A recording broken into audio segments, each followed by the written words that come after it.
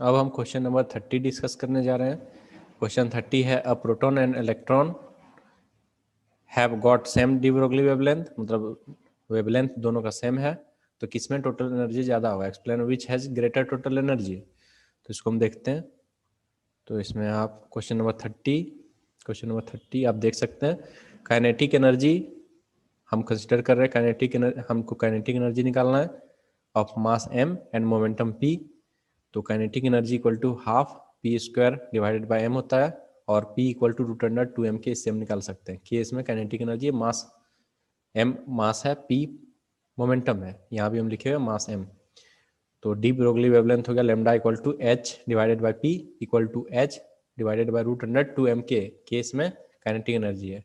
तो इससे हम k equal to h square divided by 2m lambda square निकाल सकते हैं। अब क्वेश्चन में दिया हुआ है कि lambda is constant for proton and electron, तो इससे ये हुआ कि kinetic energy is inversely proportional to the mass. Therefore kinetic energy of proton divided by kinetic energy of electron is equal to mass of electron divided by mass of proton, which is less than 1. Therefore kinetic energy of proton is less than kinetic energy of electron. Therefore kinetic energy of electron is greater than kinetic energy of proton. तो ये हो गया answer question number 30 का। Question number 31, define mass defect and nuclear binding energy. तो हम 31 अब देखते हैं। 31, mass defect, it is the difference between the total mass of a nucleus and the sum of the masses of all its constituent nucleons. Nucleons होता है nucleus में जो मौजूद होते हैं, न्यूक्लियस में जो मौजूद होते हैं उसे न्यूक्लियंस कहते हैं, प्रोटॉन्स एंड न्यूट्रॉन्स। तो न्यूक्लियस का जो मास है वो पाया गया कि प्रोटॉन के मास और न्यूट्रॉन के मास को ऐड भी कर दें तो उससे भी थोड़ा ज़्यादा न्यूक्लियस का मास होता है, उसी को हम कहते हैं मास डिफेक्ट। या फिर हम मास डिफेक्ट को बोल सकते हैं difference between total mass of nucleus, जो टोटल मास है न्यूक्लियस का, और उसमें हम सब्ट्रैक्ट करेंगे sum of the masses of protons and neutrons. Protons and neutrons is nucleons. उसका ये फॉर्मूला है मास डिफेक्ट का। इसमें डेल्टा एम मास डिफेक्ट है, डेल्टा एम से मास डिफेक्ट को डिनोट करते हैं। M A mass of the nucleus, M P mass of a proton, M N mass of the neutron, Z number of protons. अब हम nuclear binding energy देखते हैं। तो nuclear binding energy is the minimum energy required to split an atomic nucleus into its components. Components इसका क्या होता है? Nucleus का कंपोनेंट्स होता है प्रोटॉन्स एंड न्यूट्रॉन्स। तो उसको एनर्जी रिक्वायर्ड टू स्प्लिट, उसको तोड़ने में न्यूक्लियस को इनटू इट्स कंपोनेंट्स में जितना एनर्जी लगेगा मिनिमम एनर्जी, उसे हम न्यूक्लियर बाइंडिंग एनर्जी कहते हैं। इसे हम कैलकुलेट कर सकते हैं आइंस्टाइन्स रिलेशन से, E equal to mc square. E energy है, m मास है, c स्पीड ऑफ लाइट है। अब हम क्वेश्चन नंबर 32 की ओर जाते हैं। क्वेश्चन नंबर 32 आप देख सकते हैं, what is a rectifier and on what principle does it works. 32 rectifier का बेसिकली काम होता है एसी वोल्टेज और करंट को डीसी वोल्टेज और करंट में कन्वर्ट करना। इसी प्रोसेस को हम रेक्टिफिकेशन कहते हैं। और ये किस प्रिंसिपल पे काम करता है? ये basically PN junction diode, semiconductor में आप पढ़िएगा, उसमें पीएन जंक्शन डायोड करंट को तभी अलाउ करता है अपने से पास होने में जब वो फॉरवर्ड बाइस्ड हो। रिवर्स बाइस्ड के कंडीशन में वो करंट को अलाउ नहीं करता है पास होने में। This property is use to rectify the current और वोल्टेज। यही प्रॉपर्टी को यूज करके करंट और वोल्टेज को रेक्टिफाई किया जाता है। रेक्टिफाई करने का अर्थ है एसी वोल्टेज और करंट को डीसी वोल्टेज और करंट में कन्वर्ट करना, इसी को रेक्टिफिकेशन कहते हैं। यही काम होता है एक रेक्टिफायर का। रेक्टिफायर बेसिकली एक तरह का इलेक्ट्रिकल डिवाइस है। तो 32 का आंसर आप देख लिए। अब हम 33, give the symbol and truth table for NAND gate and NOR gate. NAND gate और नॉर गेट का आपको सिंबल देखना है, तो आप सिंबल देख सकते हैं क्वेश्चन नंबर 33। तो ये है क्वेश्चन नंबर 33 का आंसर, नैंड गेट। सबसे पहले हम नैंड गेट को डिस्कस करते हैं। तो नैंड में हम 2 या 2 से ज़्यादा इनपुट्स डाल सकते हैं, लेकिन इसका आउटपुट एक ही आएगा। और NAND gate basically AND gate और नॉट गेट से मिल करके बना हुआ है। एंड गेट आप जानते हैं, एंड में आप सिंपली प्रोडक्ट कर देते हैं इनपुट्स को, और नॉट गेट में उसका उल्टा ले लेते हैं। तो ये हो गया AND gate followed by NOT gate. तो आप देख सकते हैं इसका Boolean expression y equal to A B to the power 12। इसमें ए बी जो है वो इनपुट्स है और y जो है वो आउटपुट है। तो इसमें आप 2 से ज़्यादा भी इनपुट दे सकते हैं, लेकिन आउटपुट एक ही आएगा। इसका ट्रूथ टेबल आप देखते हैं, इनपुट 0 0 तो आउटपुट आएगा 1 0 1 1 1 0 1 1 1 0। ये आप ऐसे भी कैलकुलेट कर सकते हैं। 0 इंटू 0 इज ऑलवेज जीरो, और उसका उल्टा 1, 0 इंटू 1 0, उसका उल्टा 1, या उल्टा हो जाएगा, प्रोडक्ट का उल्टा हो जाएगा। तो 1 इंटू 0 0, उसका उल्टा 1, 1 इंटू 1 1, उसका उल्टा 0। ये नैंड गेट हो गया। अब हम नॉर गेट देखते हैं। नॉर गेट इज बेसिकली और गेट प्लस नॉट गेट। तो इसमें आप और में प्लस करते थे, आप प्लस करके जो वैल्यू आएगा उसका उल्टा कर दीजिए। इसका हम ट्रुथ टेबल देखते हैं। 0 0 के लिए 0 0 प्लस 0 0 होता है, उसका उल्टा 1। 0 प्लस 1 1 होता है, उसका उल्टा 0।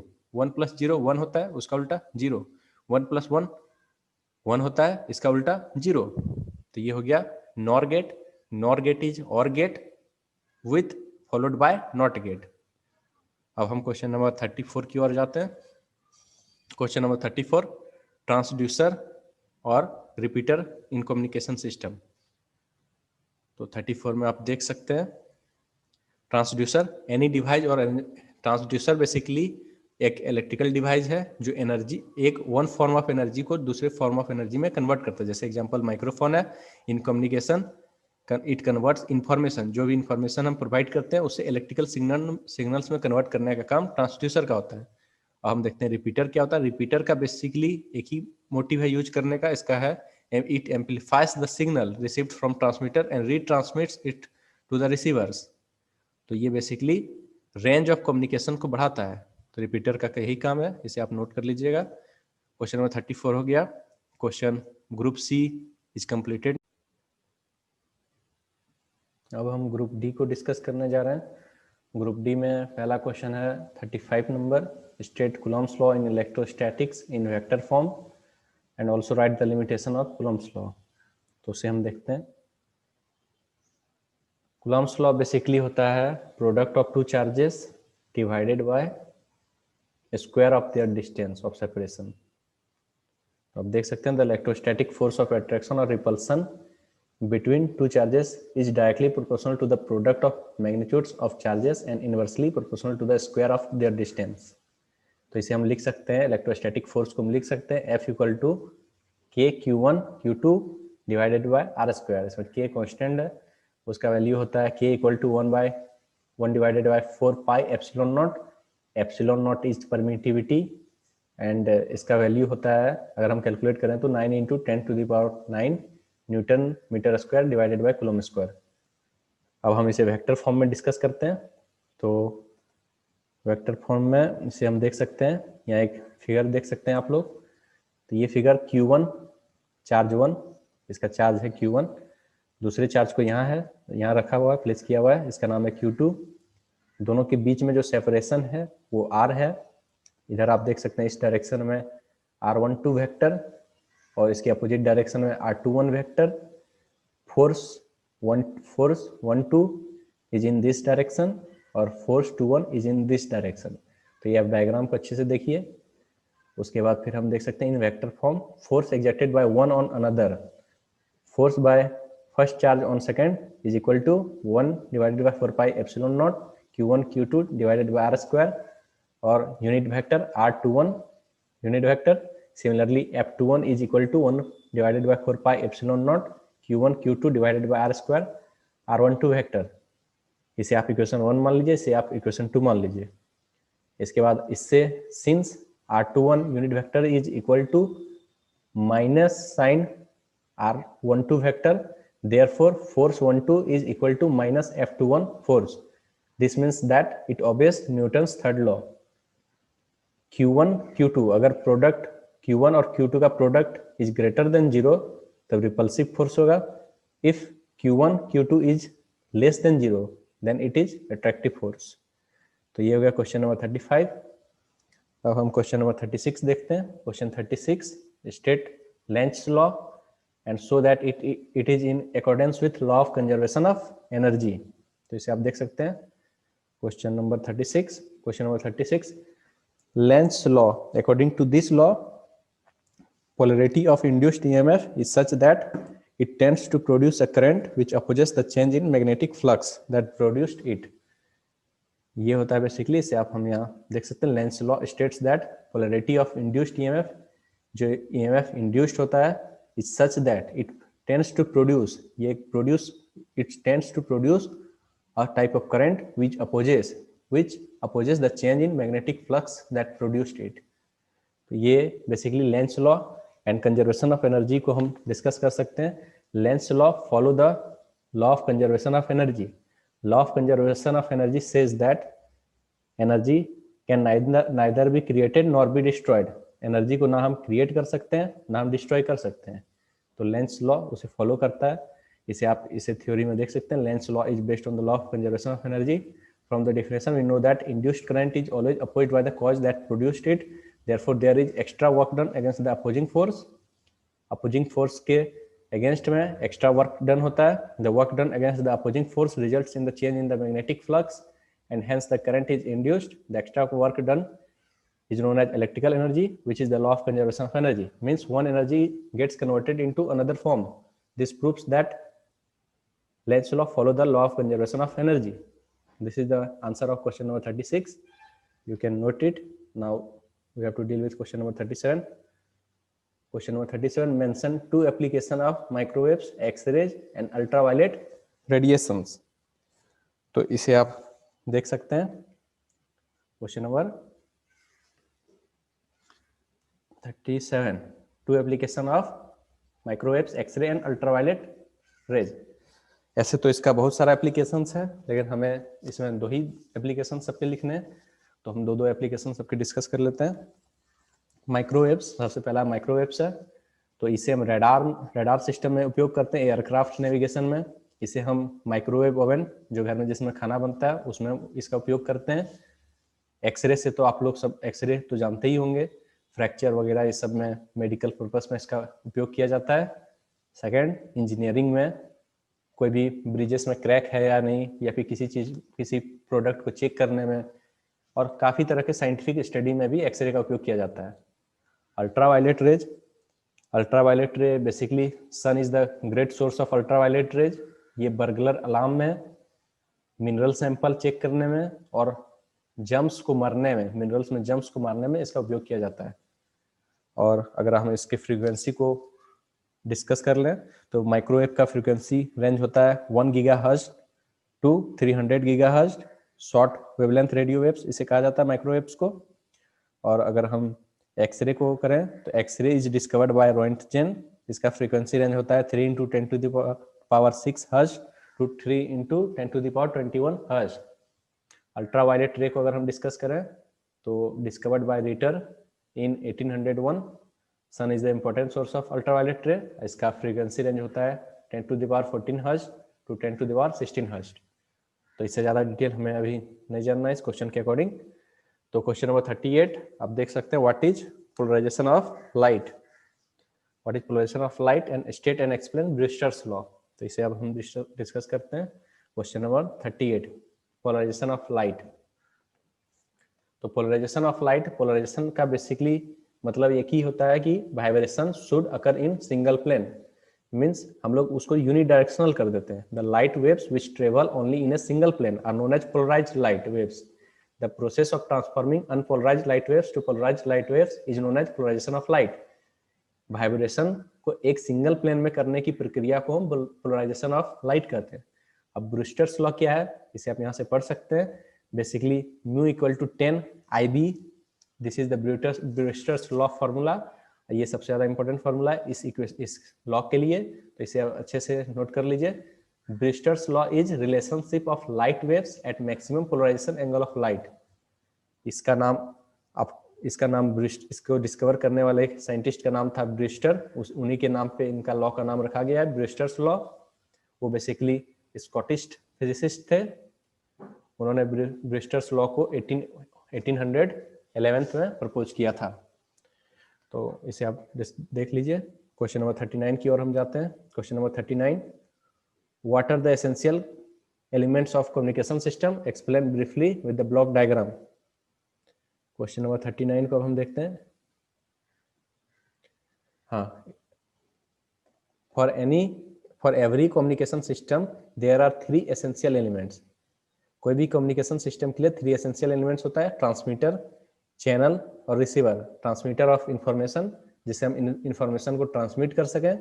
चैनल और मीडियम, मीडियम मीन्स माध्यम, जिसके द्वारा इंफॉर्मेशन ट्रेवल कर सके, और रिसीवर ऑफ इंफॉर्मेशन, ट्रांसमीटर के द्वारा जो इंफॉर्मेशन भेजा जा रहा है चैनल के द्वारा वो कहीं रिसीव हो, उसके लिए एक रिसीवर। ये 3 एसेंशियल एलिमेंट्स है कम्युनिकेशन सिस्टम के लिए। तो इसको हम ब्लॉक डायग्राम के अनुसार डिस्कस कर लेते हैं एक बार।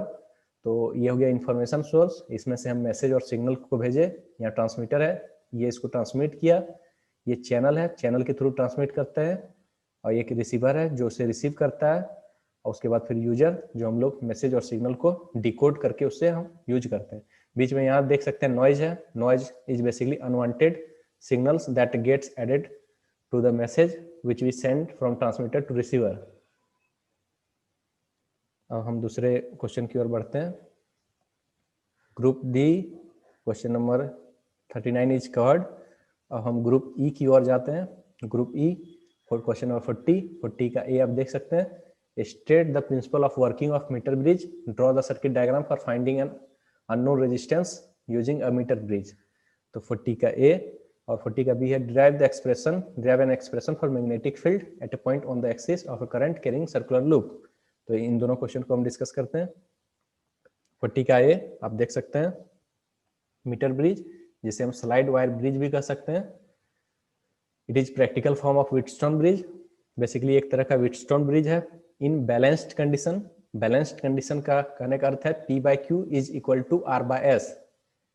इस कंडीशन में मीटर ब्रिज रहता है। Basically metre bridge is based on the principle of balanced Wheatstone bridge, P/Q equal to P divided by Q is equal to R divided by S। तो at balancing situation of bridge हम देख सकते हैं कि P/Q is equal to R/S, that is L divided by 100 minus L। इस figure के according आप देख सकते हैं इससे इज इक्वल टू R/S। तो इसमें S जो है वो अननोन रेजिस्टेंस है, तो हम मीटर ब्रिज का उपयोग अननोन रेजिस्टेंस को निकालने के लिए करते हैं, और साथ ही 2 रेजिस्टेंस को कंपेयर करने के लिए भी हम मीटर ब्रिज का उपयोग करते हैं। तो S equal to 100 minus L into R divided by L, ये मीटर ब्रिज का लेवल डायग्राम है, इसे आप अच्छे से नोट कर लीजिए, इसे ड्रॉ कर लीजिए। 40 का ए हो गया, 40 का बी आप देख सकते हैं। अब हम बी नंबर को डिस्कस करने जा रहे हैं। N expression for magnetic field at a point on the axis of A current carrying circular loop. तो इसमें आप देख सकते हैं कि हम एक सर्कुलर लूप को कंसिडर किए हैं of radius a with centre C, अब P be any a point on the axis of a coil at a distance r from the center।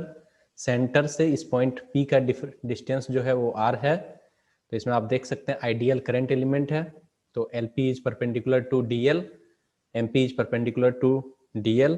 तो इससे आपको निकल गया LP equal to MP equal to root under R² plus A²।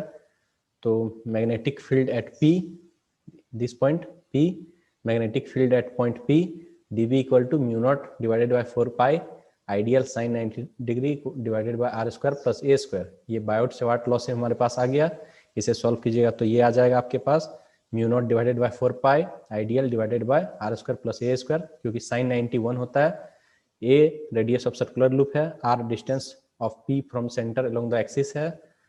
अगर हम इसे resolve करें अब dB को due to the current element at L/mm, तो इससे हमें निकलता है B equal to surface integral of dB sin phi।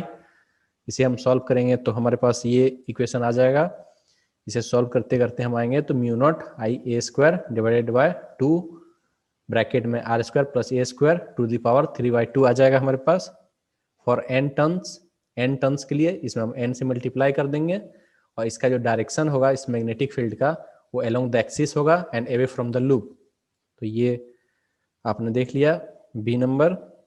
अब हम और वाले में 40 का और वाले क्वेश्चंस में जाएंगे। इसमें आप देख सकते हैं explain the combination of identical resistors in series and in parallel.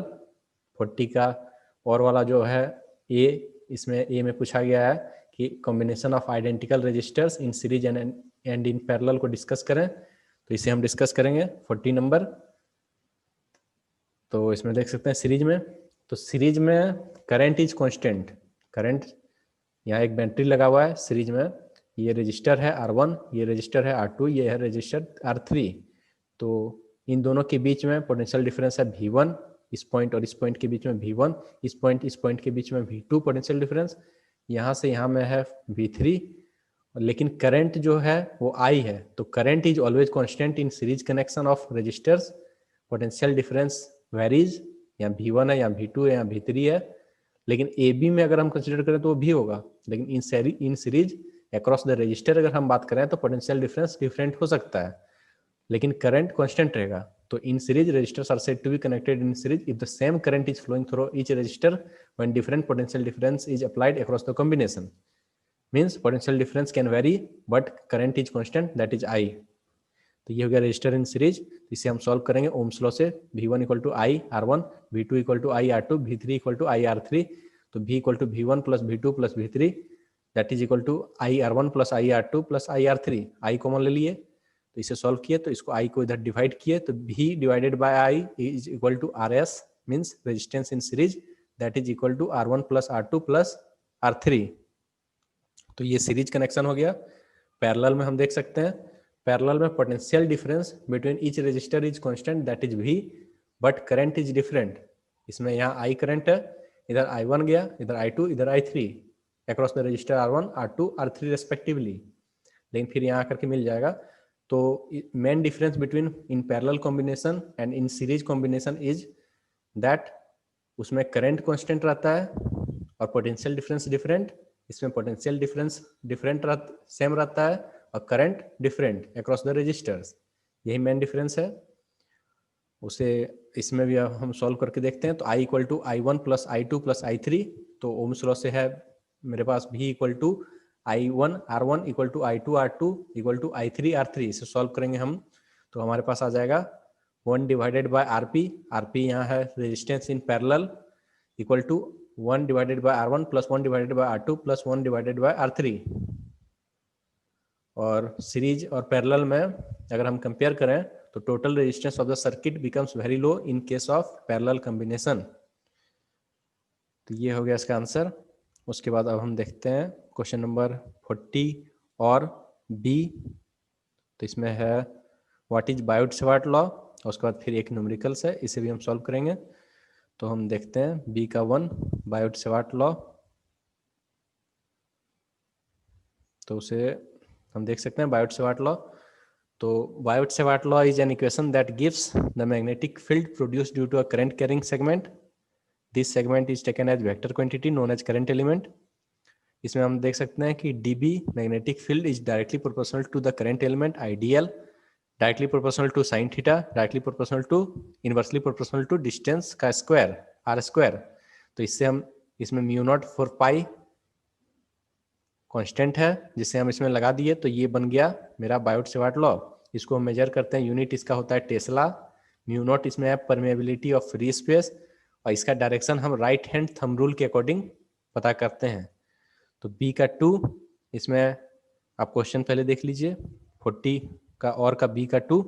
इसमें आप क्वेश्चन देख सकते हैं circular loop of coil of wire consisting of 100 turns each of radius 4.0 centimeter carries a current of 0.20 ampere. What is the magnitude of magnetic field at the center of the coil? तो इसमें आपको number of turns 100 दिया हुआ है, radius 4 centimetre दिया हुआ है, current 0.20 ampere दिया हुआ है। आपको मैग्नेटिक फील्ड पता करना है at the centre of the coil. तो इसे हम सॉल्व करते हैं। Number of turns n equal to 100, current I equal to 0.20 ampere, radius of the coil R equal to 4.0 centimetre. इसे हम कन्वर्ट करेंगे मीटर में तो हो जाएगा 4 इंटू 10⁻²। इसे सेंटर में हमें मैग्नेटिक फील्ड निकालना है, तो हमारे पास फॉर्मूला है B equal to μ0 divided by 4 pi into 2 pi IN R। इसमें I करंट है, N नंबर ऑफ टर्न्स है, R रेडियस है, ये कांस्टेंट है। तो इसका वैल्यू हो जाएगा μ0 डिवाइडेड बाई 4 पाई का वैल्यू हो जाएगा 10⁻⁷। 2 या 2 लिख दिए, पाई का वैल्यू होता है 3.14। करंट 0.20 एम्पियर दिया हुआ है, उसे हम यहाँ लिख दिए 0.20 ampere. Turns number of turns 100 दिया हुआ है, उसे हम 100 लिख दिए। रेडियस इज 4 इंटू 10⁻² मीटर, उसे हम यहाँ लिख दिए। इसे हम सॉल्व कर दिए तो इससे हमारा आंसर आ गया 3.14 into 10⁻⁴ Tesla, that is the answer. हम दूसरे क्वेश्चन की ओर जाते हैं, तो उसमें हम देखते हैं 40 का B सॉल्व हो गया। 41 में हम आ जाते हैं। 41 का 1 है draw labelled diagram to show the formation of image of an object in a compound microscope. तो उसे हम डिस्कस करते हैं अब। 41 का 1 compound microscope. Compound microscope is basically an optical instrument जिससे हम स्मॉल ऑब्जेक्ट को मैग्नीफाइड फॉर्म में, बड़े फॉर्म में उसे देखते हैं। ये बेसिकली दो कॉन्वेक्स लेंस से बना हुआ रहता है, टू कॉन्वेक्स लेंस। पहले को हम ऑब्जेक्टिव लेंस कहते हैं, दूसरे को हम आईपीस लेंस कहते हैं। इस फिगर में आप देख सकते हैं ये ऑब्जेक्टिव लेंस है, ये आई लेंस है। जो आई के पास है उसे आई लेंस कहते हैं, जो ऑब्जेक्ट के पास है उसे ऑब्जेक्टिव लेंस कहते हैं। तो ये हो गया कंपाउंड माइक्रोस्कोप, ये हो गया उसका डायग्राम। अब हम क्वेश्चन नंबर 2 की ओर जाते हैं। अब हम 41 का 2 देखते हैं।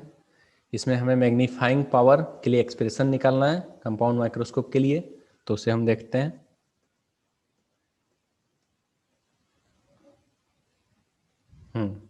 इसमें आप देख सकते हैं एंगुलर मैग्निफिकेशन और मैग्नीफाइंग पावर, तो उसे हम देखते हैं। तो एम है इसमें मैग्निफिकेशन, एम जो इसमें आप देख पा रहे हैं वो एम है magnification for compound microscope. M E जो है वो है magnifying power for the eye piece. M O जो है वो है magnifying powers of the objective.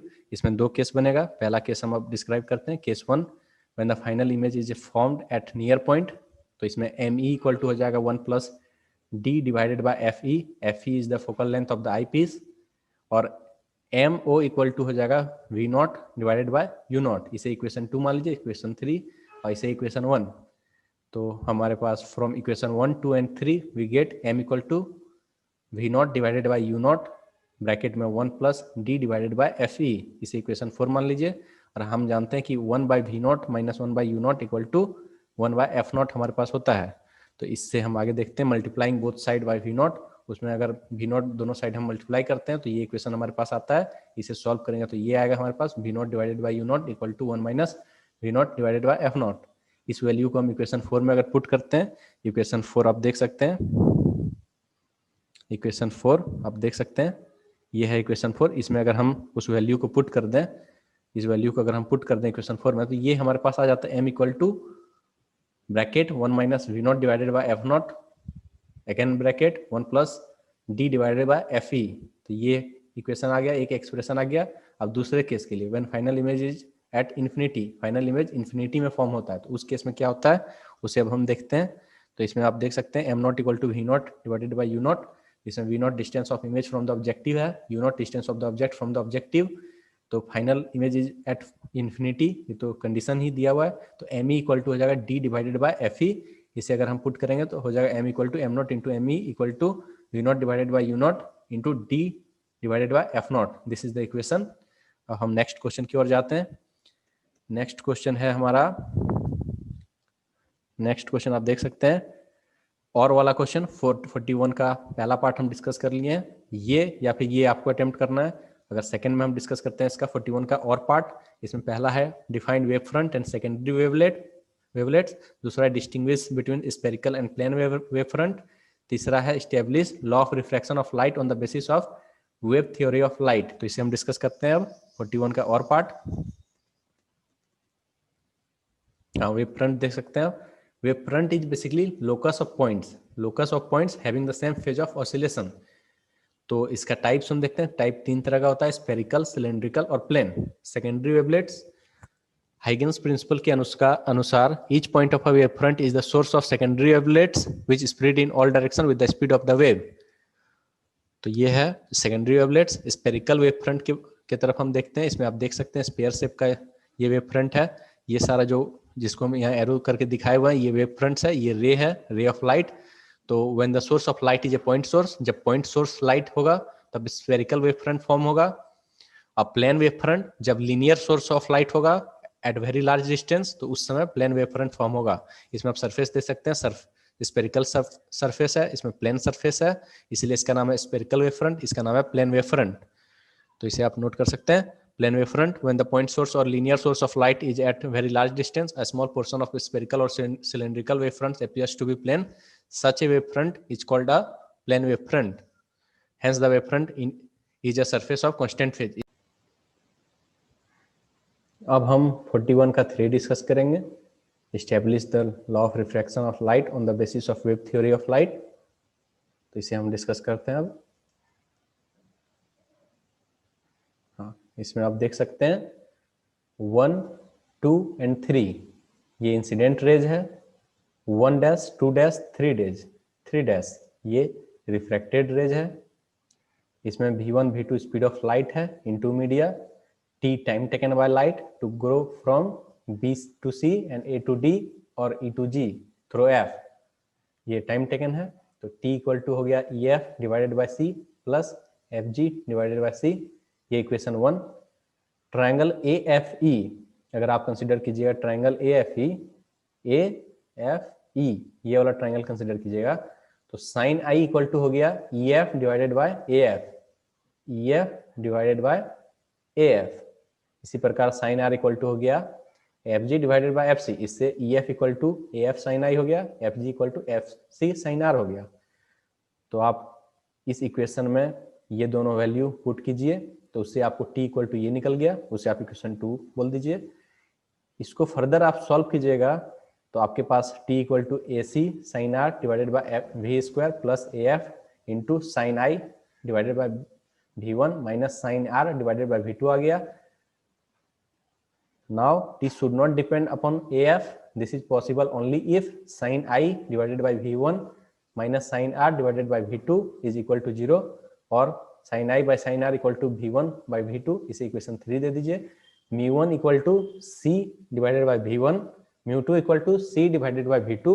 C is the speed of light, C is the speed of light, mu1 refractive index of medium 1, mu2 is the refractive index of medium 2। तो इसे आप देख सकते हैं, इसे हम लिख सकते हैं mu1 sin I equal to mu2 sin R in terms of refractive indices, equation 3, ये इक्वेशन 3 को हम लिख सकते हैं mu1 sin I equal to mu2 sin R, that is mu equal to sin I divided by sin R। यही तो है Snell's law of reflection. This is the final answer of this video. और आप एक question था जिसे हमने इसमें मिस किया है थोड़ा सा, जैसे कि इसमें लिखा हुआ है also right the limitations of Coulomb's law, तो इसे मैं डिस्क्रिप्शन में ऐड कर दूंगा, लिमिटेशन ऑफ कूलम्ब्स